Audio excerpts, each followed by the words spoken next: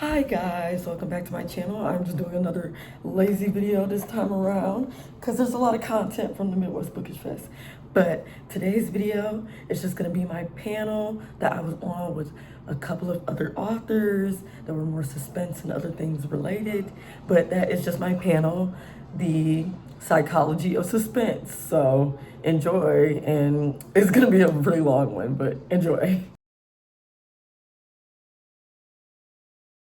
I'm Eee I write thrillers, romance, romantasy, and a bunch of other things, but I have Seven for a Secret here with me today. And we'll be discussing thriller, suspense, and murder. I'm joined by Tony Wirt, Ayana McCoy, T.M. Whitco, Emerson Park, and Ashley Winstead. These writers use their skills to thrill us and scare us, and it's so much fun every time they do it. So we're gonna pick their brains about their weirdest search histories, how they make their plots so tight and so scary and keep us hooked and thrilled the whole way. And if they ever want readers to guess the twist, lots of good stuff. And save questions for the end. We'll have 15 minutes at the end. We'll have 30 minutes of Q&A up here, and then 15 minutes for you all to ask questions. So get those ready. We'll kick it off with some introductions. So I'll do that briefly, just so you know who's pestering them with questions.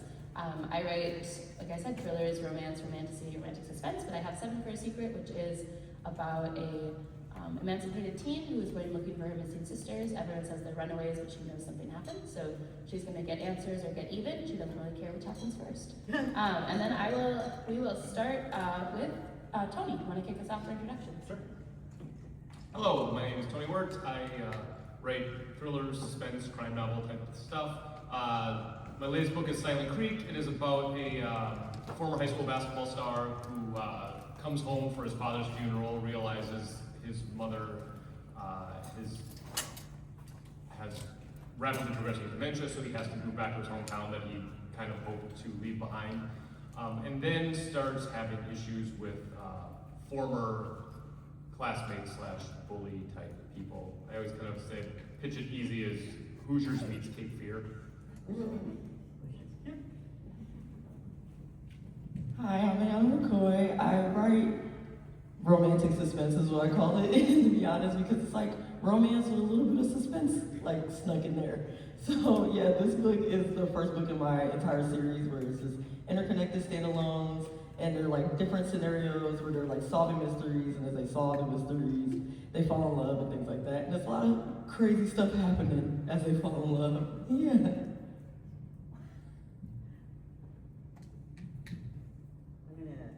Can you guys hear me without this? I don't like mics. I'm gonna use my teaching stuff and project it out there. Is there anyone who can't hear? I will. Sorry. No, totally. Thank you for saying that. All right, I'll try to tone it down because if I talk my normal voice, it's gonna go. Okay, hi. My name is Tava Whitco. I am a clinical psychologist by training and a writer by love. So I write romance, suspense, and young adult fiction. I brought my thrillers with me today to talk about. They're just a bunch of not interconnected, but they're 5 like separate little short stories that range from psychological to creepypastas to just classic horror kind of stuff. Nothing too graphic, but they were just fun to write. And I realized that I couldn't be in that world for like a whole novel. So I just do them in short story bursts. But I also write a crime suspense series that are connected stories. And I have a ghost paranormal series that also is full of a lot of suspense and stuff. Hi, I'm Emerson Park. I always say mine are a blend of family saga and suspense, so I like to start with a little bit of family drama and then twists and turns and secrets and just lots of juice. And the reason I like to write this stuff is because this is what I like to read, so it's like, I'm gonna write it.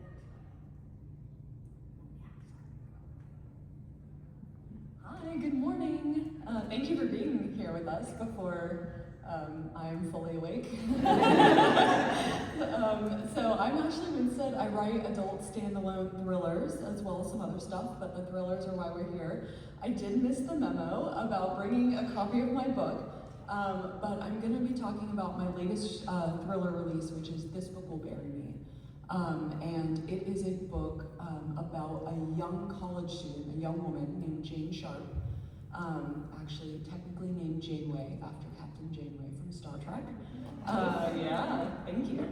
And she loses her father unexpectedly, and in her grief and in her kind of grief malaise, she discovers the online true crime world and gets absolutely sucked into online sleuthing and meets this group of people who are very, very good at it.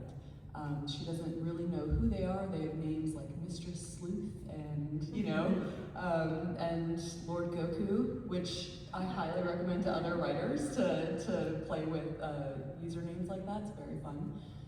Anyway, they end up being at the center of trying to figure out a real a crime, the crime of the century that the press is calling it, which I modeled after the University of Idaho case that came to light in 2023, and that I personally got sucked into for the first time in my life, became a true crime girl.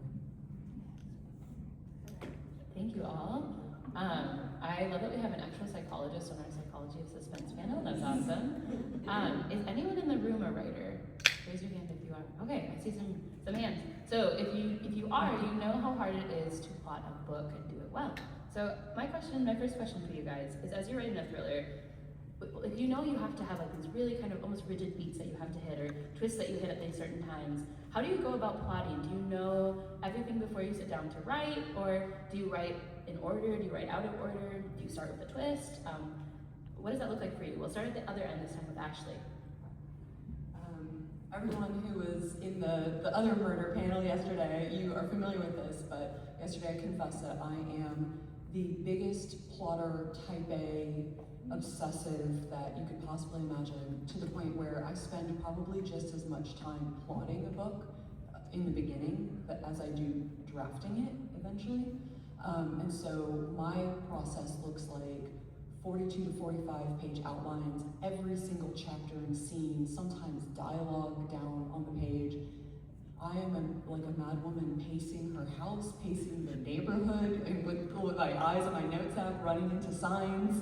That is like, I get so much joy out of constructing a puzzle, and then putting it together, and then in the drafting process, realizing that I have like a million better ideas, and then changing it all. I like how you say it's a puzzle, because I feel like when I write an outline, or I give my idea of what I want to write, and then I have that outline, but it's very vague, and then I write, and I don't write in order. I think that's the hardest thing that I do, because it takes a lot of time to put it in order, because if I want to murder him, I'm going to write that. If I'm crappy that day, I'm gonna, it's always now. But when I'm ready to murder him, I'm gonna write that scene, because that's what I'm in the mood for. If I'm gonna write the, like the meet cute and how everything works out together, I'll write that one. It just depends on my mood, so I feel like I'm a mood reader and a mood writer. I don't write in order, but it all works out in the end. And I have betas and art teams that help me go, they go, you already told us that, or you spoiled that, so, and we have that as an extra little help, so.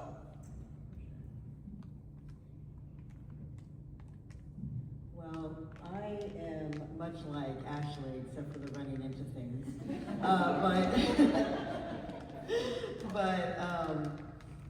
Yeah, I work in the community I live. If I was bumping into things, there would be a lot of trouble. Girl is awkward. But I am definitely a plotter. It appeals to my OCD nature of knowing exactly what's going to happen. One of my favorite things now is my daughter, my PA, often helps me plot out things because we're on the road a lot. We live in South Dakota, so we're gonna go anywhere, it's far. So we're always in Google Docs and working on, I'm like, well, this is what I want to happen, but I need to figure out how to get there. And so I talk it out a lot, and then I plot it, and so I have all my chapters outlined, so I know what's gonna be in that chapter, but I don't, sometimes I'll write it out, and then when I'm writing it, it just turns into something else because my characters start talking weird and stuff, so I have to like fix it, or I'm like, no, that's just gonna drag on that particular plot point too long. I need to sum that up better or something.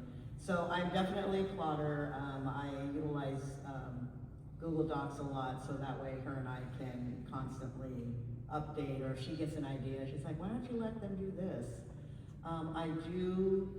I have a murder scene coming up in my crime suspense series, and I am so looking forward to writing. Like, I've actually been talking a lot about it with my daughter. I'm like, and then he's gonna do this, and this is what he's gonna say right into the camera, and I'm like, and she's like, oh my God, that's so good. And so but I can't jump around. It's like my brain won't work that way. It gets very linear when I'm working with suspense.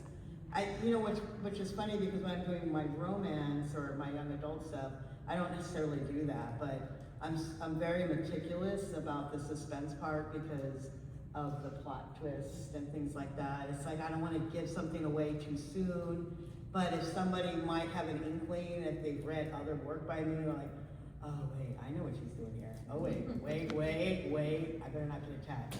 You know, because I do like to kill people in my stuff. But I feel like the running theme here is that all of you like to kill people. I know. Like when I get to kill him, when I get to kill him, like I'm gonna scooch a little bit this way. I love that you all have such different process. I'll let Ayana and Tony answer in a minute, but hearing the like really linear and the really and really like writing out orders that you can kill somebody faster, absolutely impeccable energy. But I think that's so fascinating because if you read a suspense, they're always like really tightly plotted and really like tightly crafted, but it's interesting to hear how so many people get there in different ways. Ayana, did you need me to repeat the question? I know. I know, Yeah. wasn't it, like the process? Yeah, your process of plotting.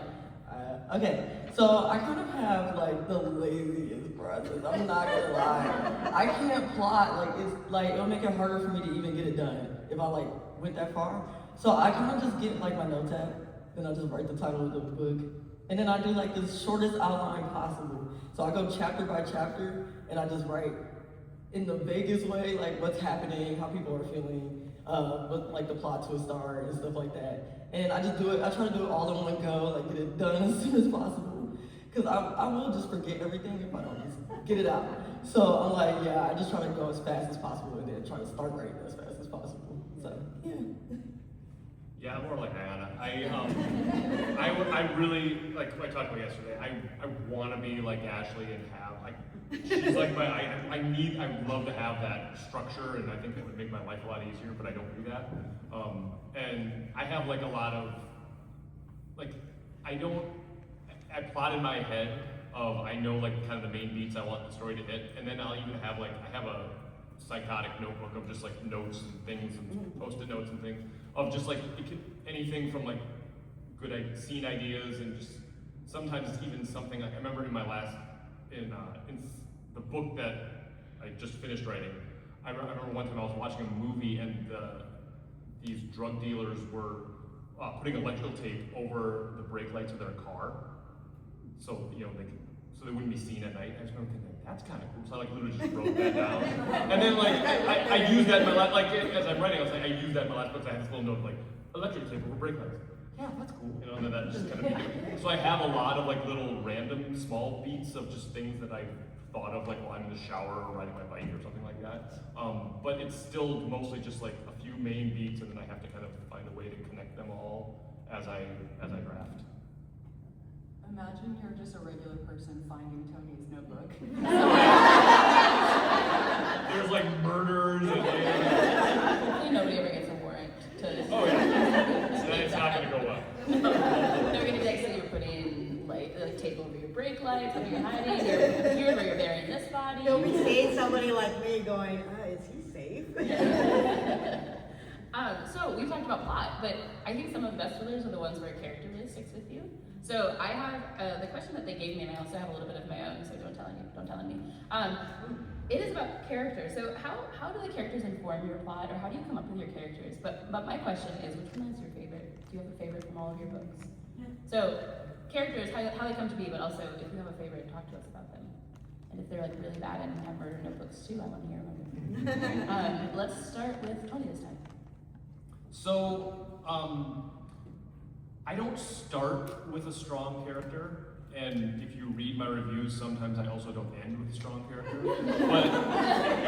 But what I mean by that is, usually most of my books, like the idea starts with a plot, and most of my books are always a normal person in a crazy situation. So that's why I say, like, I don't necessarily start with a huge idea. Like, if you read my first or second drafts, the characters are usually very bland, and it's in the rewriting where that's where I'm like, okay, I need to give this person some personality, and that's when that kind of stuff starts showing itself, and that's when you can start adding the interesting stuff to the book anyway. Like I said, my first drafts are always very bland and utilitarian, and it's like a kid telling a story to their mom, you know what I mean? They did this, and then they went and did this, and then they went and did this.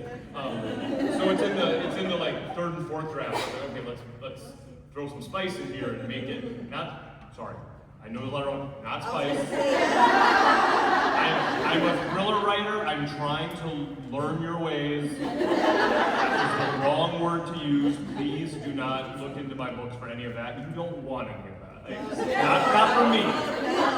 Now horror and romance together. Oh no, I'm not saying it can't be done. I'm saying it cannot be done by me. If somebody wants that, I'm not offering that to you, okay? So let me choose another word. Interesting things to put in books. Seasonings, yes. I do not want to make any promises I cannot deliver. All right. Wait. The question was characters. Yeah. Characters, Okay. and if you have a favorite. Okay. So I'm like the opposite. So I come up with the character first. I have no idea what's gonna happen to them at all at that point. So like I'm pretty like detailed with the characters, and I think almost all my favorite characters are my favorite. But it's like just gotta find a way to make their life hard. Because we're going through like suspense, so like you have to like go through some things. But I think my favorite character is my main character in my first book. Her name is Eee I. Because she's like been through a lot. She has like really bad PTSD and things like that. So I kind of relate to her on the anxiety part. Like I just have regular anxiety, so it's not at that level, but like I relate to her a lot, and it's just like her like going through what she went through, and like being used to that kind of like violence and crazy things happening that like got her into her current job because she's like a mercenary. So yeah, like I kind of really like thinking of the characters and their motives, and she's my favorite. So yeah.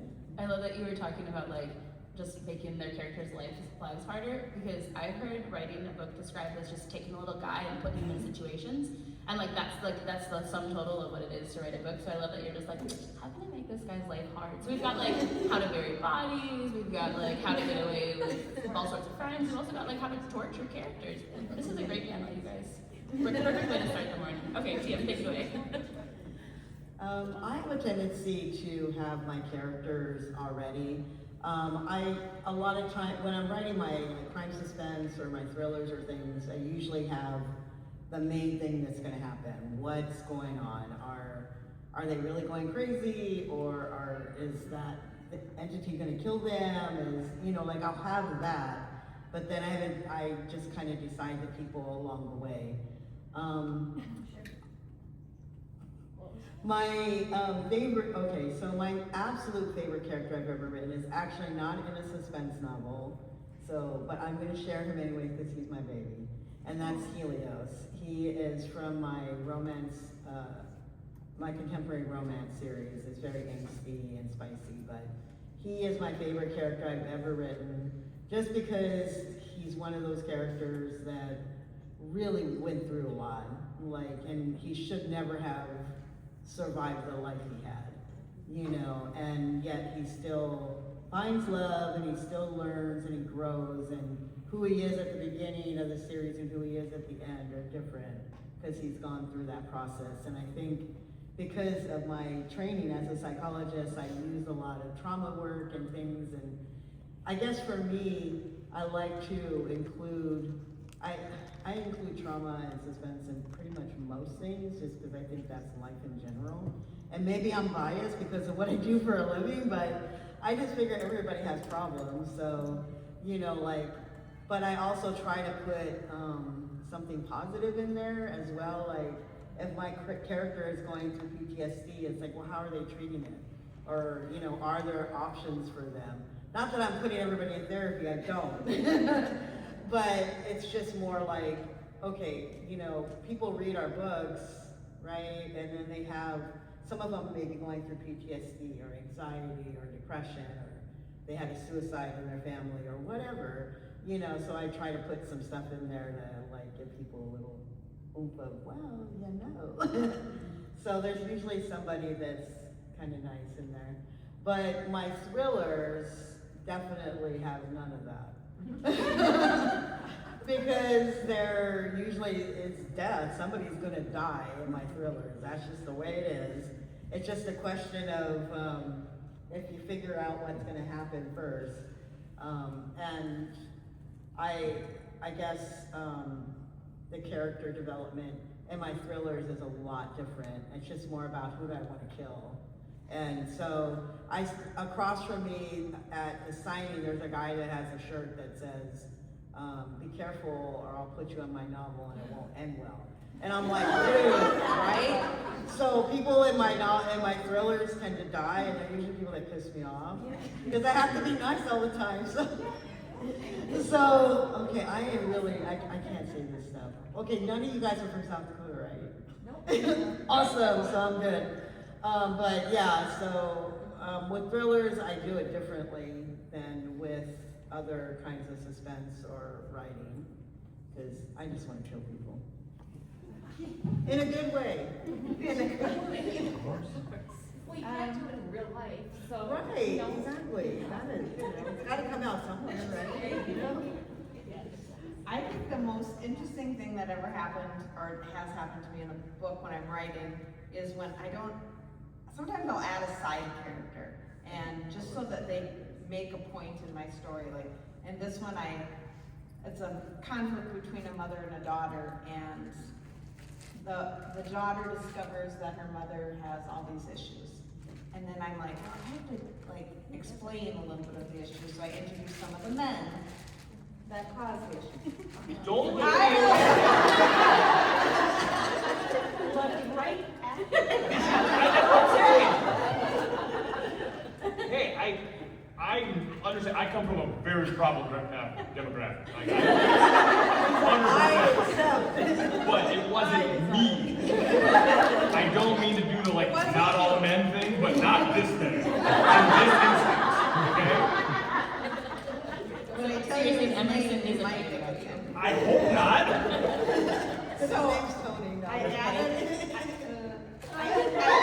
side character in the book to prove that the mother is, you know, whatever. It'll blow the whole story. But anyway, his name is Pastor Tony.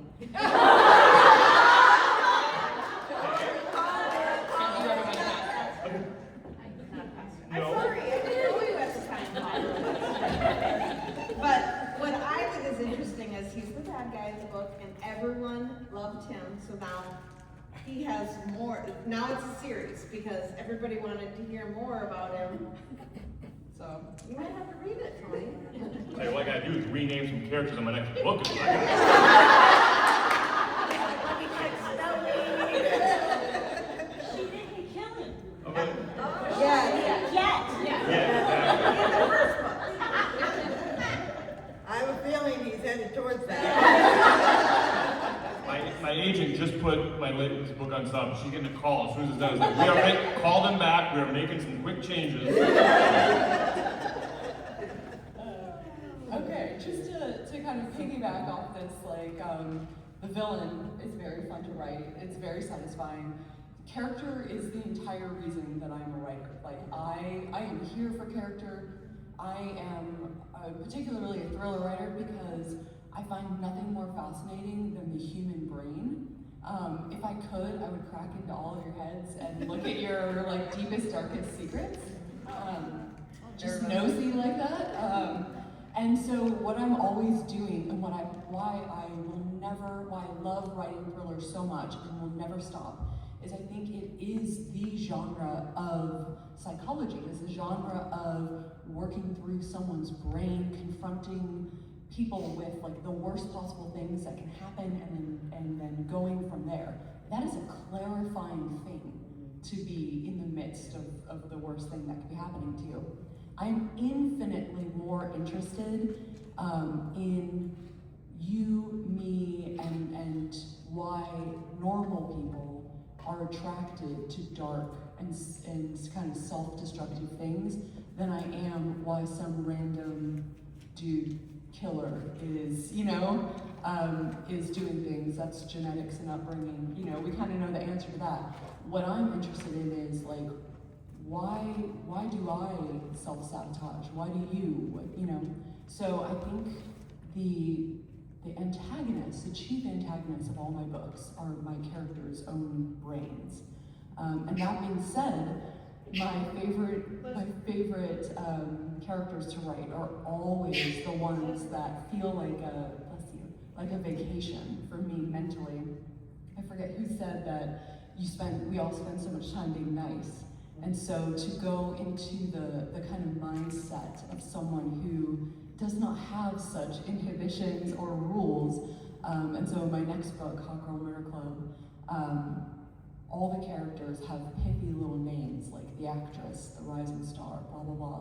My favorite characters to write were the Nepo baby, and the mastermind, and the nobody. Just people coming from very dark and injured places and entitled places. So that's the fun stuff you get to do as a thriller writer. Also, can we talk about the title, Hot Girl Murder Club? That's a banger. I love that, thank you all. So we have time for one more question before audience Q&A. So I am going to skip to the fun one, which is, what is the weirdest thing you've ever had to Google for your research?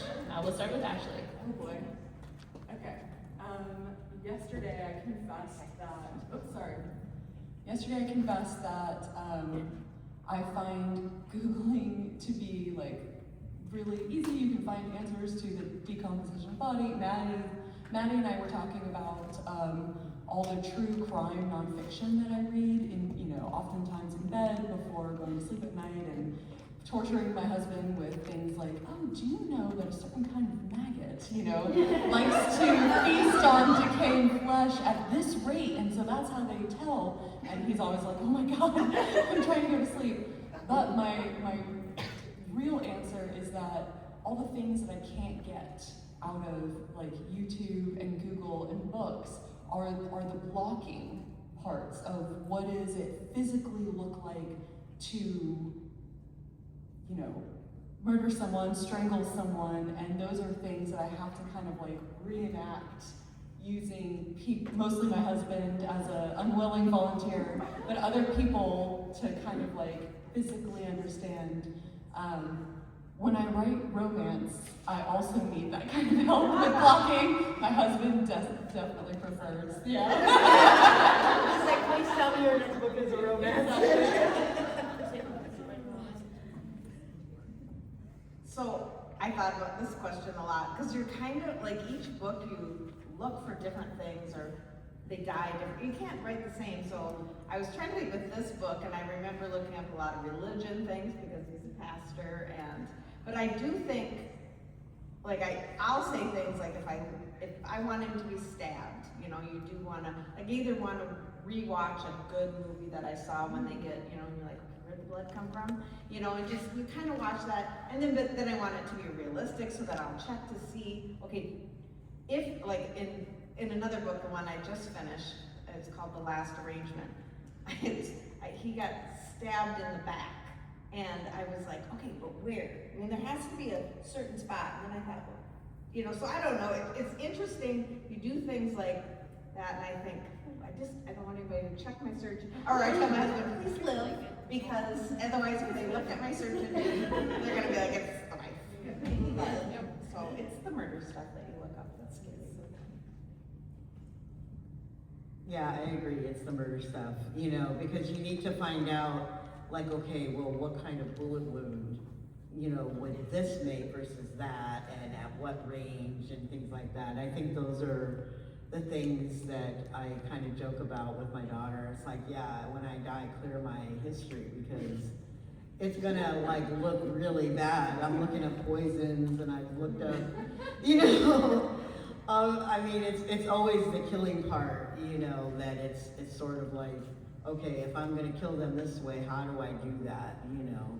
Because you can watch movies and stuff, but those aren't always accurate, you know, they're for entertainment, and so, you know, I do watch a lot of true crime stuff, because I'm fascinated by that stuff, like you said, about just how people think and how do they go from this to that, you know?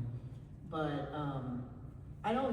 I guess I've been doing this long enough that I don't think it's weird anymore. Like, I used to think, like, oh my God, if anybody from my job saw me looking up the best poisons that are found naturally in South Dakota or Georgia or whatever, you know, I'm like, I'm gonna be on Dateline, you know? So, but now I just sort of, that's part of, you know, when you're plotting a book and researching and how you want to kill somebody, and it's like, well, how would that logistically look like, you know? And so, and I go for a lot of realism. So if I put my characters in Chicago, I need to know what the layout of Chicago is. I mean, I've been there, but I don't live there. And so, you know, I'll go through and I'm like, okay, well, what's the walking distance from here to here? And so I do a lot of that kind of stuff, and, you know, can I have them be killed in that park?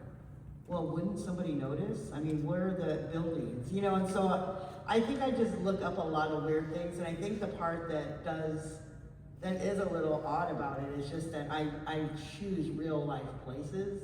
And so I think if somebody were to look at my stuff and like, why are you plotting a murder in Chicago? It's like, I'm not Demetrius, you know? So yeah, I just looked up so many weird things that I can't even think of one specific one that's the weirdest, which is kind of scary now that I think about it. Well, I would say in my current series, I looked up a lot about blood loss. There's certain characters that have to die, and then there's like, obviously it's a little bit of romance, so you can't like kill the main characters, but how much can I put them through while keeping them alive? So like my, the male love interest, Eric, he like gets shot, so I'm like, okay, where can he get shot that won't kill him but make him lose a lot of blood? So it looks like he's gonna die, but he doesn't end up dying. So it was just, I looked up a lot of stuff about blood loss. It was really gross. Yeah, disturbing. Why am I doing this again? So I'll say the strangest and weirdest thing I ever had to Google was, and this gives you a little bit of insight to what the copy editing process is with the publisher. My copy editor came back with a question whether the frog from the game Frogger, whether his name was Frogger or it was just the name of the game. I had to, that was my job to figure out, because it would depend if the word Frogger that I used as a verb, because a character was like hopping across a stream from stone to stone, so I say he froggered his way across. And she's like, if the frog's actual name is Frogger, then that would be capitalized. If it's not, then it would be not capitalized. So I had to Google, and it took a really long time to find out if the frog in Frogger's actual name was Frogger. What was it? It is not. What is that? What is his name? It was like Slippery Pete or something like that. I'm so glad we're ending the author Q&A with Slippery Pete. That's awesome, I didn't know that. Also, if you don't want to Google and get in trouble with the FBI or whatever, ask an EMT.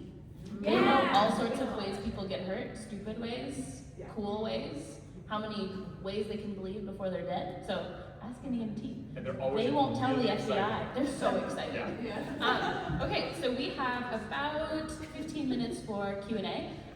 If you can get to the microphone, please do so that we can all hear. If you can't, if you have mobility limitations, can one of the volunteers maybe get the question from someone and then go to the mic?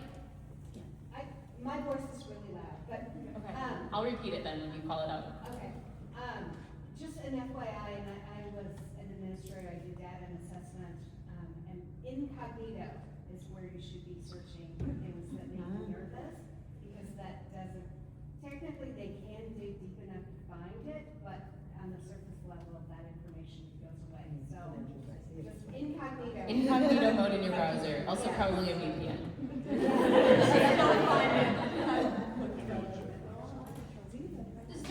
Is there any scenarios or anything in your books that are like really hard, like hit home for you, that are really hard to learn about?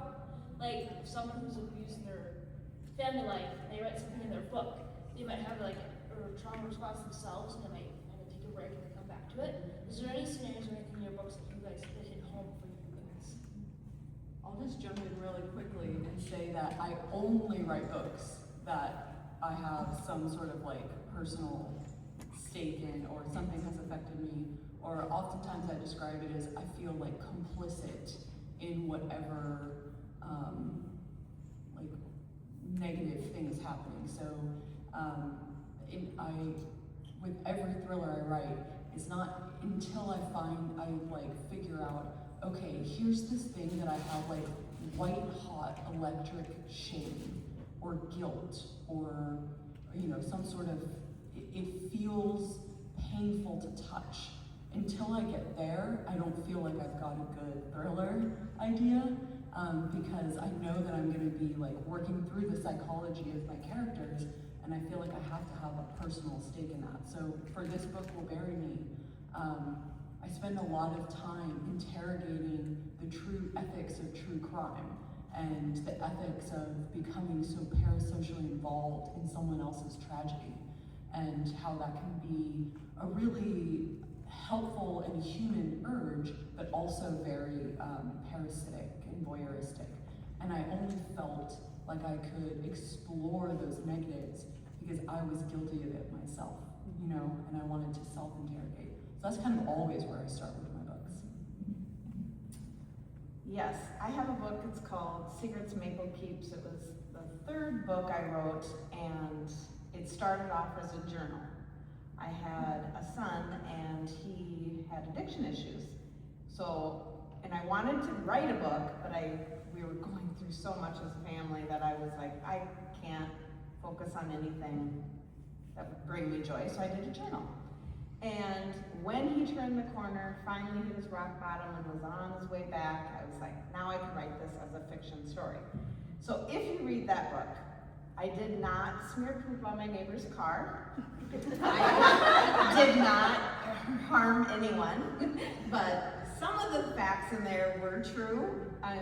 There were a lot of feelings, like I call it a mother bear story because she wants to right all the wrongs that happened to her son. And so those feelings that she gets mad and those were real. I just didn't do the actual things because it's a book of fiction. Yes, just make sure. I think that most books that I write have some semblance of my real life in it, whether it's myself or a family member or something like that.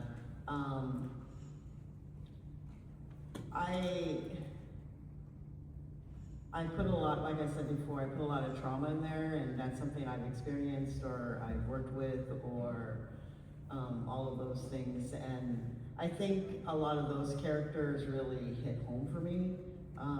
And even in my Ghost Paranormal one, we have a character there that, when he starts seeing things, as he got sent to a mental hospital. Nobody believed him. They thought he was going crazy. They thought he was schizophrenic. They thought all of these things, and he had really low self-worth until he found other people that were like that. And I think that kind of fits a lot with people in general. I remember when I first started writing, I felt a little off with it, you know, I'm like, oh my God, this is too much, you know. But then I started going to like conventions like these and meeting other people, meeting writers, meeting independent authors and multi-genre authors, and I realized, oh, these are my people, you know? And so it just kind of, it kind of, like that particular character, Ethan, sort of symbolized that for me as that kind of accepting who you are, but still being a bit emo about it. And it's also one of my daughter's favorite characters because she's very into like K-pop and all of that. So I joked with her that I was gonna give her a Korean boyfriend. And so I made him Korean, so we had that whole other element to it. So she just thinks it's funny, you know, because I'm like, dude, we live in South Dakota, you ain't meeting no Korean. Okay, funny thing about that comment is the reason the Eric is based off of a Korean actor and one of my favorite K-dramas. It's from that K-drama called W. It's like Lee Jong-suk. Yeah, I love him. So he's like completely based off of that. Yeah. But anyway, yeah, I'm very connected to specifically my character Amelie, like her trauma and things like that, because she's very avoidant of her trauma. Like I'm kind of like that too. So it's like kind of interesting for me to like get her to confront it, because like that's very hard for me to do. So like I don't know, I feel very emotionally connected with that whole character arc and storyline because of that reason. Because I'm like, I'm calling myself out right now. I don't know why I did that. Yeah, it's very weird, but yeah. I mean, just quick, I wrote Just Stay Away during the COVID lockdown. It's not subtle. Looking back, it's like, oh yeah. All right, we have time for one last question. Got one? So, you guys have written a lot of deaths, and I just had a question of, have you ever written a character where it's like, you know they're gonna die, but you want the audience to be really surprised, kind of like a Final Destination thing, where it's like, you thought they were gonna make it to the end? No, they're actually gonna die. But you know, basically that, in that way. I'm actually gonna answer this one. I get tagged in reviews for this one all the time about people mad about this character death. And I'm not gonna spoil it, but in We Are the Match, there's a character like you're gonna really root for that doesn't make it to the final page. So sorry. I got called out for this yesterday. I'm looking to see if she's in the crowd. Okay, yeah, that's like an interesting question actually. I think sometimes I might make it slightly obvious they're gonna die, to be honest. I don't think I like sneak it that well. But there are some characters that I don't even know they're gonna die until like the end of the book, and I'm like, oh, okay, it's their time to go. So that might be a little bit surprising if that happens. Surprises me too, so yeah. No, usually people know who's gonna die in my books. But I think if anything, people are surprised by some characters surviving than dying, because I have a couple characters I am not allowed to kill off, or my daughter will stop talking to me. So, you know, no matter what this character does, he will remain because I do not want that wrath. So yeah, usually people are more surprised if a character didn't die that they thought probably should have at some point. So yeah. I don't know if you guys, some of you are too young, but Gone Girl by Gillian Flynn, if you've read that. Before you're to the middle part of that book, she comes back. Oops, sorry. Yeah. Everybody knows that now, so don't worry. Okay, sorry about that. In the very middle of the book, I'm going, I have 200 pages left. What are you gonna do? And I was like, I wanna do that with the book. So I tried to do that with one of mine, and it's a set of twins. And, you know, it's like in the very middle of the book, one of them is gone. And, you know, you're like, what, I have 200 pages to figure out what happened. And I don't know, it is fun to do that, especially when you're not expecting it, and readers do get mad, and that's okay, because that's what you're there for. I evoked emotion. That's what I wanted. Hatred? Oh, not so much, but. Yeah, I'll just say really quickly, I think that's what I'm trying to do with every book, is take you by surprise in every, in every chapter in some way. And so if it's going to be that, you know, someone is going to die that you became really attached to as a character, or yeah, as a reader, fabulous. That's one thing. If someone's coming back that you didn't, those are great places to start with ideas oftentimes to get your kind of plot wheels turning. And I think one of the most helpful things that we do as thriller writers is constantly trying to get in the heads of our readers and just live in there and think, what are they gonna think?